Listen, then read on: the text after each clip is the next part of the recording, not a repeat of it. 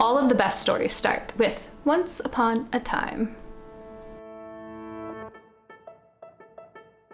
Hello and welcome back to The Commonplace. My name is Autumn Kern and I am a classical home educator. If you've been around here, you know I actually talk a lot about Charlotte Mason, but I put Mason in the larger classical tradition, which means when I actually talk about the way I educate my children, I usually talk more about the tradition than just one person.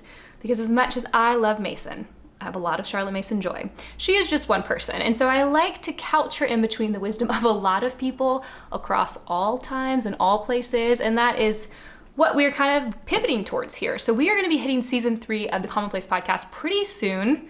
I don't know, I'm working on it. It'll be out later this spring, and I'm going to be looking at the liberal arts and the foundational elements of a classical education. We're bringing Mason with us, so if you are a Charlotte Mason homeschooler, don't worry, you're coming along with me. But I wanted to do a couple of videos that kind of cover some of the things I hear from people when I talk about classical education. I've actually noticed within my Patreon, which, hey, here's my plug. Come join us on Patreon. We have almost 350 moms together learning and talking about these things. We have a really good time.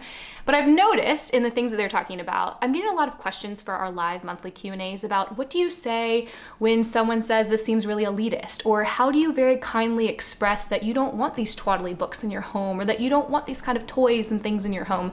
And those questions just keep coming up because I'm realizing there are just things that as a classical homeschooling mom, you are going to hear from other people. And I thought, why not do a few videos, kind of mixed in with the other videos I'm doing right now, and answer some of these? Like maybe almost give like an elevator pitch answer. Like if you were in an elevator for like 10 minutes, maybe it broke down or someone pressed all of the buttons so that you had to stop at every floor, that kind of elevator pitch about these things. And so ranging from the things like, wow, that sounds really pretentious, to, oh, so you only like things if they're old, to, wait, you read stories with magic? Do you know what God says about magic? Those sorts of things, we're going to be covering them in this little video collection, if you will. And so today we are actually going to cover that last one. We're going to be talking about fairy tales, the once upon a time stories, because yes, if you are in the classical world, you read a lot of fairy stories to your children. Maybe not including fairies themselves. This would be a whole side video talking about fairy and fairy tales, but I mean the stories of an enchanted world. And we're gonna cut it into 2 parts, I think, actually, because when I listen to people ask questions about this, I usually hear 2 questions at play. The first is, shouldn't we give our children real stories? And the second is, but God doesn't like magic. And these are 2 different conversations in the same question. And so I'm gonna break them up into this idea into 2 parts so that I cannot go for 30 minutes. Now, to kick us off, there are 3 classical ideas and principles that as we get our bearings in this world, you are going to need to think about because they are actually very important and they will come up in everything that we talk about this season and just generally in the classical life. Because if you are new here, I'm so sorry, I forgot to mention, I like to shove people through the classical wardrobe so that they can see that the world is enchanted and so much more beautiful than they thought it was just last week. And that is what we're gonna do. So the first is that truth and fact are not the same thing. We, as our time and place people, do actually equate them. We use them interchangeably. But historically, that is not how truth has been understood. We are post-enlightenment. I should really have like a punching counter up on the screen when I talk about it. And so because of that, we do often equate true things as being the things that we can prove with our senses, with our 5 senses, and that we can point to as rational facts. Again, that's not how people have historically understood truth. Things can be true that are not fact. So it's more like a Venn diagram. Truth and fact overlap, but they are not the same thing. And this is really important when we talk about fairy tales or enchanted stories or stories with a little bit of magic in them. The second is that you have to cultivate the imagination. Now, I have a podcast episode from season 1 about this. It's called For King and Country, and I'll link it down below if you'd like to listen to more of this idea. But we have a mythic imagination and a moral imagination. Your child has these things. And they are incredibly important when we think about the 3rd classical principle, which is the one that I talk about all of the time, that we are not primarily thinking things, which is a phrase from James K. Smith, Brains on Sticks, but we are actually loving things. So the way we move through the world, the things we love, the things we defend, the things we pursue, cultivate, share with others, is actually all motivated by the things you love, the picture that you have of the good life. And how do you form a picture of the good life? Do you think it's through facts and figures, or might it be through pictures, through images, through story, through your imagination. And so those are kind of the three big classical ideas that we're actually going to be weaving into all of these conversations, because they are incredibly different than how modern education works. And we are here to talk about how we are formally schooling, which of course ekes out into every part of life. It's impossible to keep it in, well, I was gonna say 7 hours a day, but that's if you go to school, and the 2 hours a day that if you're homeschooling in the early years. And that's what you really need to spend some time thinking on. So with all of that, let's jump in. So when people say to me, don't you want to give your children real stories? We need to understand what they mean by real. A good classicist is always defining their terms.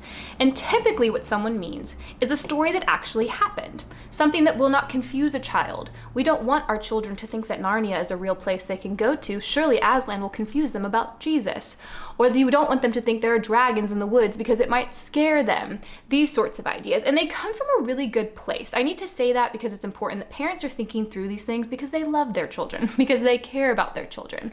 But again, we are in our time and place, and so we've actually really divorced the richness of a heritage of stories, of folk tales and fairy tales and myths. We've kind of lost that, and instead we think that we just want true, real stories because that's what we can trust. Now, I'm going to steal a lot from C.S. Lewis in these videos and many of the other Inklings, and then as well as like Edith Nesbit, George MacDonald, G.K. Chesterton, people that Lewis loved to learn from. And we're just going to steal because they're great ideas, and I would rather use their ideas than the things I come up with on my own. So what you need to know about stories, whether they be the real stories or the fairy tale stories, I don't know why I put quotes on that one. They are fairy tale stories. They are all about wish fulfillment. And you know this. Think about everything you see on Instagram in a day. It is a story telling you something that will fulfill a wish. So the Enchanted stories, the stories about fairy the place or fairy tales, or the everyman stories that include a little bit of magic, are telling us something about our desires.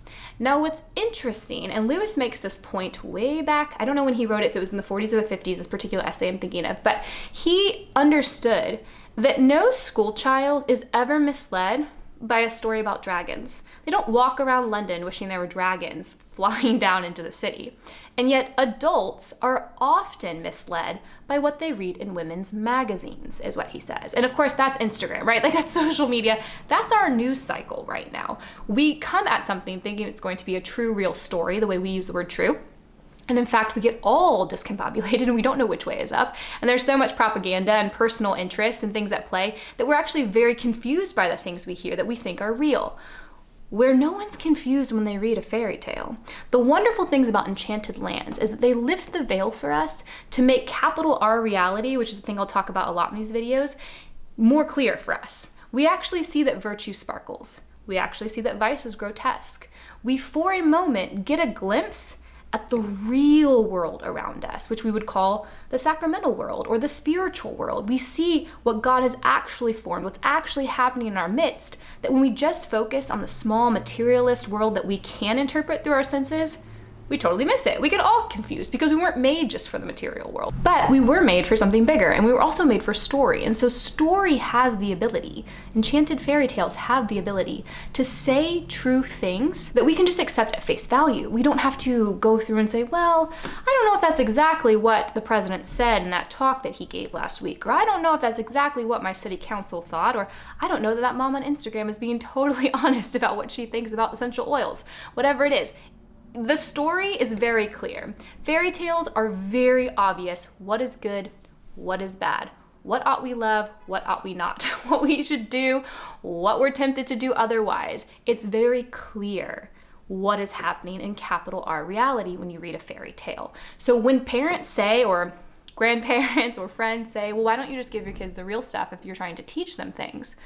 I always think, oh, I am showing them quite a bit of the real stuff, and in a way that will form their imaginations. And that is actually incredibly important. I am willing to put my flag down that one of the greatest challenges that our generation has as parents is not to raise materialists. We do not want to raise children who only trust what they can interpret with their five senses. Think about it. I'm talking to Christians, probably. I'm a Christian. We believe in a lot of things that we cannot prove with our five senses. The Christian faith is wild. It's mysterious. It's kind of weird, really. And we go and educate our kids formally, teaching them the real things they need to know are just the things that they can prove with their five senses, these true fact things. But then we ask them to believe in wild, supernatural things. And I'm sure way smarter people than me have been talking about this, that the mass exodus from the church across traditions, across Christian traditions over the last 50 years has a lot to do with our high emphasis on rationalism in the material world. We raise our kids to only trust those things, and then when they go and start asking questions about God, they have no framework for something larger. I think fairy tales give you that framework, because classical educators will argue and understand that the real stories that people are asking about just reinforce the lies of modernity. They diminish what is actually real. The realest real is Enchanted. And in part 2, I'm going to get into a definition of magic, because I know that's a very loaded word and everyone uses it in slightly different ways. I will get into that more next time. But the actual world is enchanted. Lewis has a phrase for this, is transposition, that's his word for it, where he talks about the magnificent, noble, beautiful, capital R reality around us in the spiritual world that is shoved into a limited language known as the natural world that we can perceive and see. But it's our imaginations that allow us to interpret what we perceive. And so we have to actually have really good ones. Who knew your imagination was so important? I went to public school my whole life, and no one seemed that worried about my imagination. No one seemed to think that it could be used for good or for evil, that my imagination was something I had because I'm made in the image of God, the God who imagines, the God who speaks through poetry and story and prose and history, and yes, instruction in scripture, but scripture is highly imaginative. It says something about who we are as people. Your child is made in God's image. She or he has a soul. They have an imagination that needs to be cultivated. So really quickly, because I said there was the mythic and immortal imagination, I want to get into that. The mythic imagination is something that's written into the heart of every person. It's based on the story of Christ. We know that there's a hero. We know that there's going to be a defeat. We know there's going to be a love story. It's the game that your child probably plays all of the time, because it's what my kids play all the time. They fight a bad guy. They win. Someone falls in love. It's the story that all great stories echo, and it's because it's the story that's etched into us as people. It's why we know that, for example, Frodo is not insane for going to Mordor. He's a hero. Even though we would probably not do it ourselves, and we probably would think he was actually crazy if we were a fellow hobbit. But because the story is etched into us, it's in our bones, it's in our souls, we know, actually, that's the hero. And the same is true with the moral imagination. It's why we hold out for hope and a terrible story. It's why we know it really can't be over until good wins. Goodness has to win. In fact, that's a rule in games at my house. They may pause at different points where it looks like the bad guy is going to win, but at the end of the game, the good always wins, because the good will always win. It's why we hang on. Just recently, my daughter, who is 6, was listening to a story, and she paused me to say, sometimes it really does seem like the bad guy is going to win. It seems like there's no hope, but I know good always wins. And that's true. Good will ultimately win, right? It's the divine comedy. We're going to be laughing at the end because God will always win. And so when we think about fairy tales, enchanted stories, we're giving our children a picture of that good wins, that good holds out, that this is what happens when vice takes over. Like, this is the nastiness that comes. And so we actually form that picture of, this is a kingdom, this is the good life, this is what I want to be the one who chooses what's good. I don't want to be like an evil stepsister. I don't want to be like the sneaky guy hiding something. I want to be brave, and I want to be kind, and I want to be patient, and I want to beautify the things around me. And the great thing about fairy tales in particular is that they're the everyman story. They're the every girl story. They have names like Jack, right? Jack and John, if they have a name. But it happens in a place you don't know when. It happens in a time you don't know when. Anyone could be in a fairy tale. It could be any child. They can connect with the story and read themselves into it. They become 1,000 people while always being themselves, right? What Lewis says, they see with a myriad of eyes, and yet they are never more themselves than when they enter into these other worlds, these other places. And it reveals to them the actual reality around them. And that's really important because, like I said, your primary orientation in the world is not with your head. For all the emphasis we put on education of making sure kids get the right ideas, the right objectives are met in every lesson, that they spit out the right answer on their fill-in-the-blank test or their multiple choice test, as much as we put an emphasis on that in modern education, we're not operating on our thoughts. If you were with me during Mason, you know that our rational side is a hype girl. It's a yes man. Whatever idea we accept, whether good or bad for our souls, our minds will find a way to tell us that we were right to do it. And so actually, you need that really strong gatekeeper who can see an idea See what image of the good life it's saying, that wish fulfillment that I talked about earlier, and say yes or no to it. How do you cultivate that? Through story, through Enchanted story, through very clear pictures where the veil is lifted and a child sees the actual reality around them. Thomas Howard has a great quote that we would be, I'm gonna butcher it now because I actually didn't think about it for this video, it just came to mind, but we would be shocked, maybe even horrified, if we for a moment could see the magnitude of all that's going around us all of the time. If the veil was ripped open, if it was thin, if it was moved, however you want to say it, we would be floored to see what's going on around us in God's full vision of his world. That's what we're trying to give our children a picture of, because that will capture their loyalties, that will form their affections, that will aim them in the direction of truth, goodness, and beauty, preserving them, passing them on, defending them, beholding them, trying to imitate them, so that they grow into someone who knows God, loves him, and hopefully enjoys him forever. Because that is ultimately the point of an education. Every day when we sit down at my homeschool table, we start with a little liturgy that we've made up. And I ask my daughter why we do things, and she'll say to learn about God's world, and I ask her why we want to learn about God's world, and she'll say to know his love, because that's ultimately what we're doing here. All of this knowledge we give them, everything we hope they learn, is to hold a harmonious view of God's world in the knowledge of God, the knowledge of man, the knowledge of universe, if you are a Masonite and you speak Mason.